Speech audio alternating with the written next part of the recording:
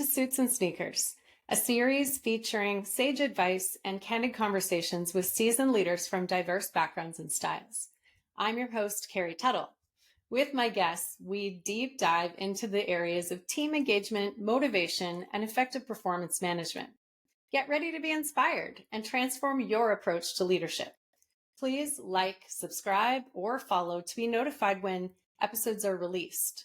Let's get started. My guest today is Michael Gaudet, a 20-year veteran marketing leader with a keen eye for data.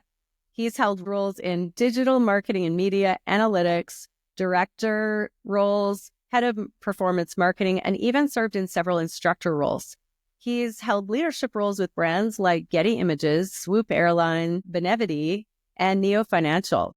For the past 5 years, he's been the principal of 80/20 CMO. He supports B2B SaaS companies in a fractional chief marketing officer capacity and advises on what clients can do to scale revenue pipelines. He also teaches other entrepreneurs how to launch a fractional leadership consultancy. Mike, welcome to Suits and Sneakers. Thanks for having me, Carrie. Really appreciate you having me on. My pleasure. I know you have a lot of stories to tell. So let's give a bit of background. For those who aren't familiar, what does performance marketing mean and what does a fractional CMO do? Yeah, so performance marketing is essentially the marketing that's directly driving revenue. So basically, if you think about things where direct response can be measured and optimized against in a very direct way to revenue, that's the kind of stuff that I really specialize in, I suppose.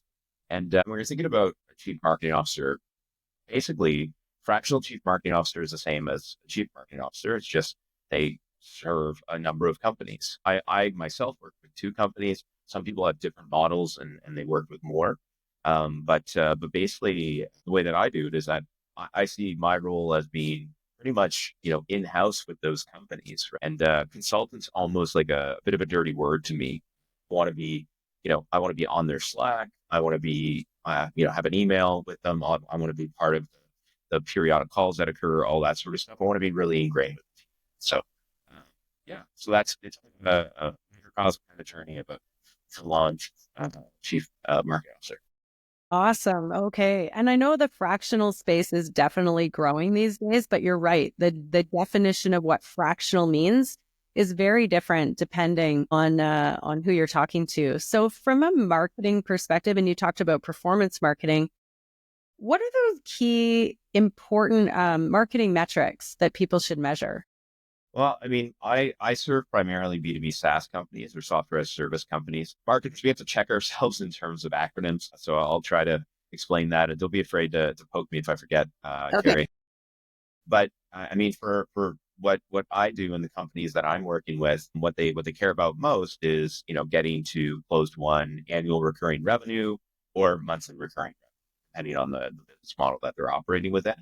If there's a long enough sales cycle, then it probably makes sense to look and actually measure against and look at very, very carefully your pipeline as well. So the amount of deal flow that could potentially close in the future. And actually not only looking at those figures in terms of the amount of closed won ARR and the amount of pipeline ARR, but also what are the resources that you're putting against those efforts, both in terms of internal team time, as well as expenditure on agencies or contractors or ad spend and that sort of thing. So you could actually determine from a channel to channel perspective, regardless of if it's marketing or if it's outbound and that sort of thing, what is your real return on investment for that? So that's what I help companies do and sort of scale. It sounds like there would be some crossover then when you talk about pipeline. In my world, that often refers to what the sellers are doing and what they're managing. So, and I know marketing and sales should have a handshake. How does it cross over into the sales realm? Yeah, it's interesting because like and different people have different perspectives on this and that sort of thing. I actually see it as more marketing and sales holding hands. And that's actually they're partners in this journey completely. So basically, a lot of the times when I'm collaborating with a company, I figure out that maybe their ICP, their ideal client profile, and their buyer journey hasn't really been figured out adequately. So and there's not alignment on it within the organization. So we try to figure that out, but we figure that out not as a marketing exercise. We figure that out as a holistic company exercise with sales in partnership on that exploration and making those determinations as to who we're going after and all that sort of stuff. So, and what flows from that often enough is that, hey, we need to reinvent how we describe our revenue pipeline. So how we define a lead, how we define a marketing qualified lead, how we define a sales qualified lead, how we define a deal or an opportunity in Salesforce parlance, and what should the deal stages be if you want it to be a buyer-led journey rather than a sales-led journey. Interesting approach, because I think a lot of revenue generating professionals, whether they be defined as sales or defined as marketing, are thinking that they're leading the sales process. So how do you get your buyer to lead it? Yeah, so the idea is to just really, really empathize in terms of how do they actually go about buying? How do they go about like everything from realizing the pain point initially and who's realizing that pain point in the org? Are there multiple people, that sort of thing? Is it who I would term as the internal champion who shepherds the deals through and is the advocate for you, and you need to win that person over first? So just understanding the machinations, like, is there a procurement process? When is that triggered? Who is involved in the process? Is our IT always involved? Security always involved? Legal's always a bit of a challenge. So understanding the points of commonality with your buyers in terms of those hurdles maybe that you'll face, or those stakeholders that you'll need to understand. What do they need to know? What are their motivations? How do we get them on what makes sense here, right? So it's really, really like deep empathy with the clients that you've actually sold to. And I should mention as well that the clients I collaborate with are primarily, they've raised between $3 and $15 million. So maybe they're about 1 to 5 million ARR. So these are clients that have that product market fit where it does make sense to actually do that analysis and figure it out, because they do have clients that are very satisfied with them. And we want to double down on those clients and clients like them. Yeah, definitely. We want to recreate our best clients, right? Rather than That's just exactly right. attracting anyone. Well put, Carrie. What do people misunderstand about marketing's effectiveness and the ROI of all of the efforts that you do? More on that in a moment. If you're listening to this episode wishing you can get more out of your team alongside other purpose-driven leaders who want to be more effective, I encourage you to take a look at my program, Leading with Engagement. In it, I provide training and a practice field to gain confidence in communicating expectations that help team members stretch themselves and wow your customers. You'll gain a framework for giving meaningful feedback that motivates and inspires them to engage. Among other skills, you'll learn to delegate and track performance to free up your time to lead more strategically. Go to teammojo.ca for more information. Now, back to the episode. What do people misunderstand about marketing's effectiveness and the ROI of all of the efforts that you do? I mean, often enough, the way I put it is like, if there's hierarchy between revenue functions, okay, and this could be hierarchy in terms of like marketing is above sales, which like never happens except like apparently in the case of HubSpot, or client success, which I consider the third arm of revenue, right? If there's hierarchy between the groups, then there's a chance that the other groups will be subservient to that other one. And there's just not an appreciation for, hey, we're all bringing something to the table when it comes to revenue, either from an inbound revenue perspective and generating that, as well as supporting from a collateral perspective and that sort of thing throughout the sales journey, or net revenue retention, a sort of specific thing for the client success side of the business, or sales, who obviously, everything lives or dies by if sales is able to perform. Like that is a fact. And that's why often enough, when there is a chief revenue officer that's above that, or a VP of revenue that's above that, most of the time they have that sales experience and they're coming from that vertical. And I totally see why I'm supportive of that sort of way of functioning. Yeah. And so I think there is sort of a misunderstanding sometimes between sales understanding what marketing does and how they measure what they do. And often there's also a misunderstanding the other way. Like marketing looks at sales and says, what are you doing all day? I don't see any sales coming in. So when it comes to the marketing side of it, How do we know that if we put, let's say, $10,000 in ad spend online, that it's going to bring in revenue? How can we draw that line? Yeah. So what I would say is like, you never know before you do it is one thing I would say. So that's why I'm really an advocate of, but what you can do is you can lay out your assumptions for why you believe it would be successful. So based on previous campaigns that were run, based on, research that you've done, based on whatever, right? And I like the teams to actually launch what I term as revenue pilots. So the idea is, what's the minimum amount of investment and the minimum amount of time by which we could actually get good data to determine, did this work? Did this not work? Should we increase the expenditure on it because we're getting proper return? Should we stabilize it and that's cool? Or should we slow down, or should we mothball because it didn't work? And by the way, like when you're coming up with that, like you're referring back to like what you proposed originally, were the assumptions right, all that sort of stuff, right? So there's learning that's involved in it. And what tends to happen, like when you're doing that, and when you're doing a bit of a forecast to sort of predict what's going to happen, like it's like a muscle. So the more that you force yourself to sort of put down the assumptions, think about it, forecast, that sort of thing, the more accurate you get over time is what I find. So, and that's the thing. And it's not, and it's about, the person has accountability that's driving this, be it a, paid marketing manager or, somebody else, ABM manager, whatever it is. But, it's not about accountability like, hey, we're going to fire you if this revenue pilot fails. It's, okay, well, what did we learn from this? What would we do next? And we make it better next time. Another thing that's important, Carrie, that's not done often enough is actually to understand the efficacy of what you already have in market, what you are already doing. So what's the ROI of your BDR team? What's the ROI of each BDR? What's the ROI of, the existing content strategy that you're doing? What's the ROI of the existing paid media strategy that you're doing? So to actually have those benchmarks, so then you could actually determine, was it effective, was it not effective when you put a new tactic on there? And the idea is that like you always want to migrate to the stuff that's producing better results from an ROI perspective. Yeah, what you're describing, it's funny because I always hear people saying, let's just throw spaghetti at the wall and see what sticks. And I really hate that expression because it implies that we have no idea what we're doing and we have no way of measuring what we do and the effectiveness. And that's simply not true. So what you're describing is very much that scientific method of, okay, we have a hypothesis, we have assumptions, like you said, and then we're going to test the variables and test what happens and look at the results and use that as information to make an informed decision going forward. And so I love that approach because I don't think a lot of people understand that about both marketing and sales. Yeah. No, 100%. Yeah. Let's talk more about the team aspect. So thinking about one of the marketing teams that you've run, what's one that wasn't working as well as it could be, and how did you identify that?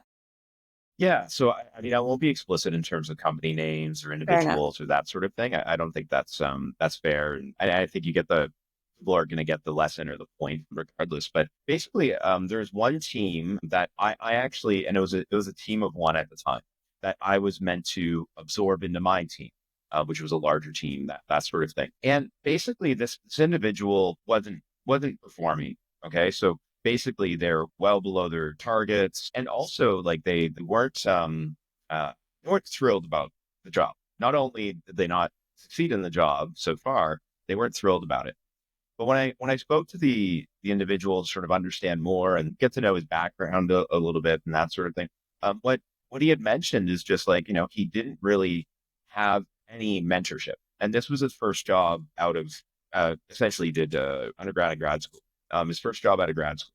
And he didn't really have that mentorship. His boss at the time, who I absorbed him from, basically he had a team of, I think it was like 16 direct reports, like just an inordinate sort of number there, right? And this person was in a, obviously a lower level, entry level function, so didn't necessarily get that leader's time. And and this is not to who that leader. That leader actually is the person who recognized that like this person's not performing, and it's not their fault entirely here.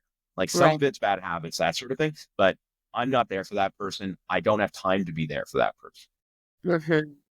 And so basically, like the big thing is just like understanding where somebody's coming from, where are they struggling? What's their side of things, right? And like Carrie, you probably have surmised that I'm a pretty metric driven person, but like understanding that the people aspect of it is just as important, if not more important, right? Absolutely. Before you make those big decisions. And I know, in sales, like numbers speak and that sort of thing, but you got to understand the reasons why things are going well or why things aren't going so well, right? Yeah. So just having that empathy and being willing to listen and being willing to, give it, like, essentially it's like, let's clean slate this and let's, figure it out. And let's start from, it's almost like we were starting, like this person was a new employee almost, except for, he knew the company and sort of stuff. But there was no baggage. There was nothing, like, I didn't talk about previous results or anything. And he actually went on to, do really, really well and thrive in the role. And he was the archetype for who we hired for on a move forward basis for that team that grew under me. And it's actually the best story. So he eventually, I guess a year and a bit after that, quit on me. And it's actually the best quitting story in the world, because basically what he did was he had a company at the time, like a side hustle, like e-commerce company. And he was using and I knew about this, he didn't keep this under wraps. He used the skill sets that we worked on together and he developed, to his credit in this role. And he put that towards the e-commerce company, and he grew the e-commerce company to a degree whereby he was actually able to be full-time with that company. And now it employs people. And now it's like, so it's like the best quitting story I have in my experience. Yeah. Oh, that's lovely. And think of like that translated to other teams that you're working with. I'm imagining you're elevating them and wanting to see their success. I hear that in what you're saying. So for sure. No, awesome. for sure. And I mean, that's a big thing. That's a big transition from individual contributor to team lead, or leader, that sort of thing. It's just like, you have to shift from, hey, what did I do today, to like, no, it's not about you. It's actually the collective footprint of your team and what they were able to do. And so it's a big shift in mentality. And frankly, not everybody's able to sort of cross that chasm, because it's a very different game than individual contributor. It is. I love the way you said that, the collective footprint of the team. That's so cool.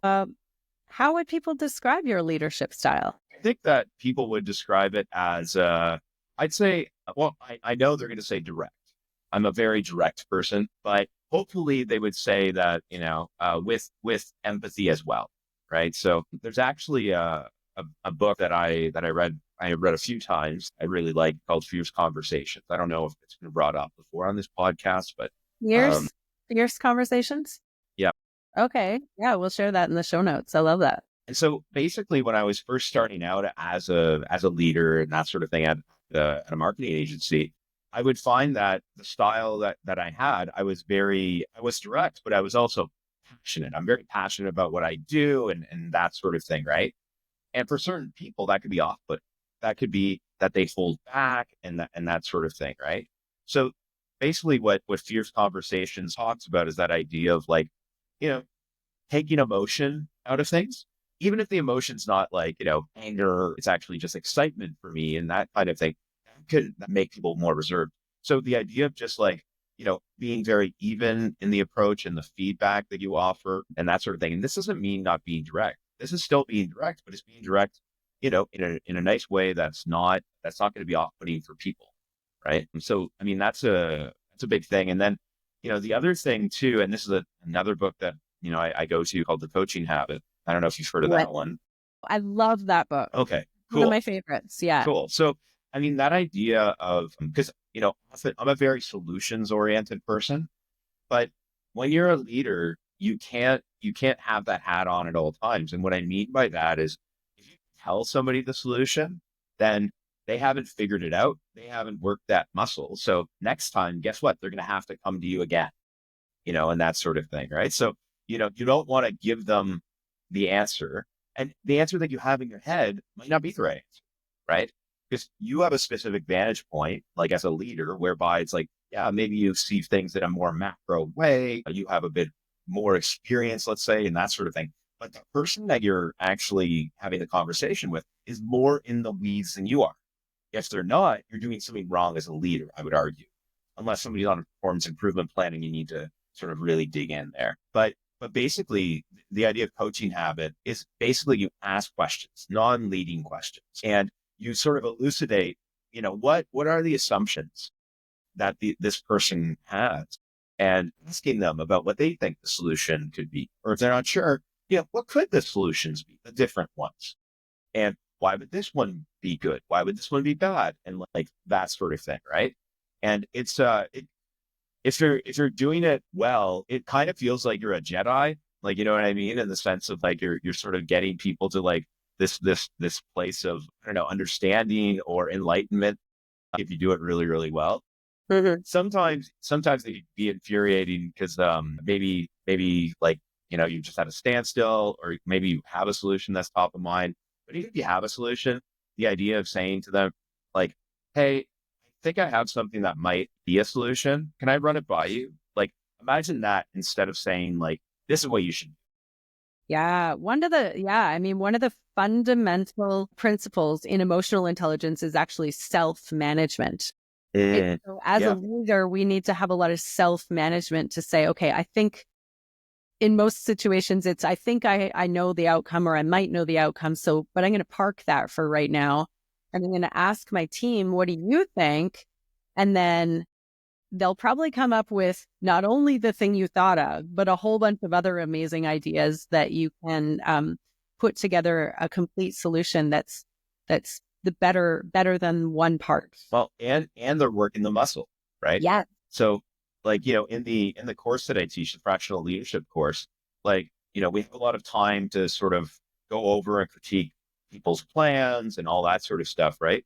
But I always speak last, right? In terms of, offering advice and asking questions and that sort of thing.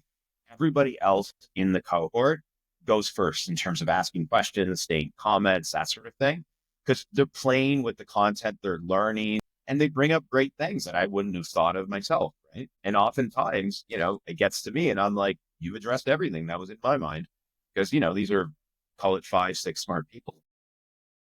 The learning is in the struggle too. Yeah, totally. Well put. Yeah. If we're just passively receiving information, just like when we watch TV, we don't actually absorb it or learn much from it at all. Mm-hmm. Yeah. No, that's a fair analogy. Yeah. Yeah. When I think of your ability to create metrics that show improvement and then your ability to lead teams, I'm curious what ways you use to motivate marketing teams. Yeah. I mean, one thing I like to do is actually the team members that are owning the different channels. And I should mention too, like I managed the outbound function for Benevity previously. So some, experience on that side. I've never managed an account management team, or I haven't been an account executive. So just want to preface, what I said. So I have that understanding of outbound, and I've managed that team from an SD or sales development rep, business development rep perspective. But yeah, just wanted to be clear on that. But what I like to do is I challenge people to actually come up with their own goals, right? And the idea is, put down, what are your assumptions, like that sort of thing. What should your goals be? How do you see getting there? Like through like more of imagine like a bottom up sort of analysis of like what you did last year, what were the results last year, all that sort of stuff. And this isn't to say that I'm going to, just accept what they say and not ask any questions and that sort of thing. I mean, what I find is like, you probably have it whereby, call it 25% are put a goal across the table that's actually higher than you would actually think. And you have to actually ask the questions and get them to justify that. And sure enough, it holds, and that's fine. And then 50% of the time, it's like what you kind of expected. And then 25% of the time, it's maybe a bit low. And then you have to have that conversation and just understand where they're coming from. And sometimes it's your own perspective that's wrong. And another thing too that's kind of nice about that, it's not just about the goals, right? In terms of like, we're going to get this pipeline revenue through, paid search, we're going to get this pipeline revenue through organic, but like telling them what's required in order to do that. Do you need do you need a junior content person? Do you need agency support, contractor support? Do you need like that sort of thing, right? So just getting them to sort of think in that, mini P&L, profit and loss kind of way, right? So, and the secret to this, Carrie, too, in my mind, or the dirty little secret is that less work for you too. Yeah. I mean, what a great point. Sometimes people enter leadership roles and think they got to do all the heavy lifting. And that's just not true. And actually, it's the harder path. Yeah, completely. If you impose goals on others, then basically what you'll get is either, let's say you impose the goal that's lower on the person who's like high achiever, that sort of thing. Like, great, I'm going to have so much time. I'm going to be golfing so much this year. You know what I mean? Like that sort of thing. And then people in the middle, they'll feel less ownership over the goal because you've put it on them. Everybody's going to feel less ownership over the goal. And then that person that's thinking lower things, they're going to be demoralized. They might be a flight risk at this point, like that kind of thing. So I don't know. I don't see, like, there's been companies I've worked at in the past where they've really tried to do more of a top-down sort of approach. And that could work, but basically you still have to do in the top-down approach, you could tell us what the revenue that you require is, but you can't also tell us what the budget is, right? Like, we need to come up with a budget that's appropriate to get to that revenue figure, right? Like, there's no way that the CFO is going to be able to guess what that is, right? No. And that's so interesting that you say that. A lot of companies still do that, right? Yeah. And I see this. There's a company I was talking to recently who had exactly that situation. The CFO was like, okay, well, here's the expenses last year, and we want to tighten that because we need expenses to come down. And yet the targets went up, and there was no conversation with the sales team. It was just handed over. And the challenge is that's what creates that conflict, and not healthy conflict, like blaming and finger pointing and all of the things that you don't want in your culture. Whereas if there was a collaborative discussion, then it would be a totally different outcome. Yeah. No, I completely agree. Yeah. When you've asked your team members in the past for some goals, have any of them ever reacted in sort of an insecure or like worried way? How did that go? So the thing I would say is that, like, I would say that people need to have accountability that work for me. Like, that's basic, or that work on my team, I should say. If somebody fears accountability, that's a big red flag for me. And most of the organizations I've been a part of, and even from a fractional perspective, if I say to the CEO, like, hey, like, is accountability important to you? They're all going to say yes, right? Yeah, of course. There is a bit of a rubber hits the road kind of thing, in the sense of like, okay, well, this person is not being accountable. They do not want to be accountable. This is a problem. I know they've been here for 10 years, but, we need to shift things whereby we have owners for things. They have, clear delineated areas of responsibility, all that sort of stuff. Right. Mm-hmm. And the organizations that I collaborate with, often enough, they're going from, call it, they were figuring out product market fit. They were shooting spaghetti at the wall, to use that analogy you mentioned before. But now they have enough of a critical mass of clients and revenue where they can identify where to sort of hit the drum 20 times. So that's where, okay, skill set of like running around with their heads cut off and like, trying everything and not really doing things in a scientific way and that sort of idea. That worked in the past for sure. That is not the scalable way to do things moving forward. And these companies have growth capital that has some strings attached, right? So like VCs are not Santa Claus, right? They are expecting multiples return on their investment. They're not, this isn't an index fund. So basically, like, you can't do things the way that you have been doing things. So you need accountability. Mm-hmm. So like often enough, like what happens, Carrie, is that like folks, like when you bring in a new sort of regime like this, they self-select out is what tends to happen. So they actually do quit. Sometimes they get on a performance improvement plan, that sort of thing, and they might have to be exited in that way. But like, I mean, and some people are able to make the turn. Like initially it might be shocking because it's a very different way to sort of operate than they have been operating in. But, I mean, if they're, professionals that want, because like I would argue that wanting ownership, accountability over what you do in the area that you function with, regardless of if you're a people leader, like those are good attributes to have, regardless of if you're an IC for your whole career. Right. So I don't know. I guess I have a bias in terms of values and that sort of thing. Yeah. Well, we're all biased. Yeah. What's the thing as a leader that's taken you kind of off guard and you didn't know at first maybe how to handle it? Well, I think the one thing that was the real shock was that actually when I first got into management and leadership and that sort of thing. And basically, because like what tends to happen is it's a bit of a fallacy how it works, right? It's like, wow, you're such a great individual contributor. Like I was a paid search, call it analyst, and I managed accounts and that sort of that was my wheelhouse. Maybe I was taught like, call it 85th to 95th percentile there, like in terms of that kind of work amongst professionals. So, feels good, that sort of thing. Then I get promoted, and I not only get promoted to oversee the paid search team at the agency, but also all the execution teams at the agency. So it was sort of like a double whammy. I wasn't expecting that. But basically, so the paid search team, the analytics team, the SEO team, all reported up into me, right? And analytics, I have some knowledge of just through the work I was doing. SEO, I have some knowledge of, but like I'm not as deep in those areas, right? So basically, I moved from individual contributor to manager and leader, and I kind of realized and was trying to be humble about it in the sense of like, wow, like I'm probably 30th percentile in terms of leaders right now, right? Like I'm just, like naturally I'm okay to talk to and blah, blah, blah. But, I hadn't done that before. So I needed that mentorship and I was fortunate, the person at that agency, it continues to be a mentor today. And he was able to give me some really, really good advice, including some of the advice that I'm sort of passing on today through the experiences I've had.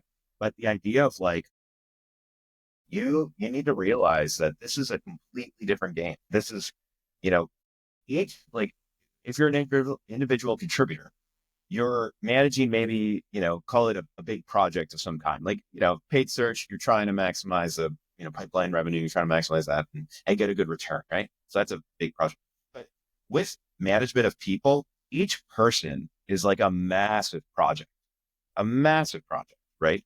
Great way of looking at it. you know, Yeah. and just like so complex and it's obtuse and like it's just so interesting, right? Because basically, like, what I find with management and leadership is essentially like the highs are higher. Okay. So the highs of somebody that's on your team just doing something that is just like out of this world, better than you could have anticipated, thinking of things you haven't thought of, all this sort of thing, right? That's just the really, really good stuff, right? And then there's the lows, right? And the lows are lower than individual contributors. And the lows are, wow, like I really would have expected you to be able to do this and do it more effectively. Mhm. And you weren't able to do that. And that doesn't feel very good, right? So just I would say just like appreciating the vast difference in the roles. Even if Yeah. you're managing the area that you were an IC in, that's, that's a cool thing to have. And in some cases, it could actually set you up for disaster in the sense of being a micromanager and that sort of thing, right? But it's not a sufficient condition for you to be a good manager. Yeah. So on that vein, what advice would you give to young Mike when you first started your leadership journey, now that you know what you know? Yeah, I mean, I would say be humble, be empathetic, understand the individual. Like I wish I would have read, Coaching Habit and Fierce Conversations right when I got into that role, Mhm. frankly. So, and also be curious. So, and that's sort of required a little bit with empathy in terms of just like asking questions, understanding where people are at, that sort of thing. But Mhm. being curious about people, about leadership and that sort of thing. So, Mhm. I'd say those three things. Yeah, definitely. So you talked about the lows of leadership, which we all experience. Do you have a story of something particularly cringy or off-putting? Yeah, I mean, like these aren't like groundbreaking things, but like, if you have a senior level specialist that like in an agency context, there's a lot of presentations that are done, right? So there's monthly presentations, there's weekly decks that go out for performance in some cases, there's annual account reviews, there's Mhm. pitches, there's a lot of different sort of decks that go out, right? And when you see a senior level specialist of whatever kind, and they put in a graph that's wrong, like a graph that's from another client or from the wrong month or that sort of thing, Yeah. Those are the lows. Those are like, come on, especially a senior sort of specialist, right?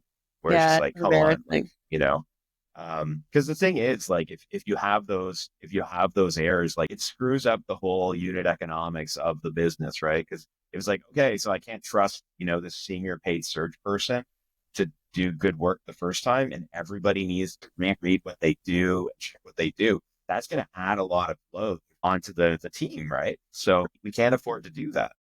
Yeah. I had in one of my market research roles as a leader, we had an analyst who was wonderful, like really good at the data analysis. But the simple act of translating that into a PowerPoint was problematic. Yeah. And there were a lot of errors. So yeah, we had to add that like QA step, the quality assurance step, to make sure all the numbers translated from the spreadsheet into, I mean, I'm sure there's an AI agent that can do that Yeah, now, that's a good point.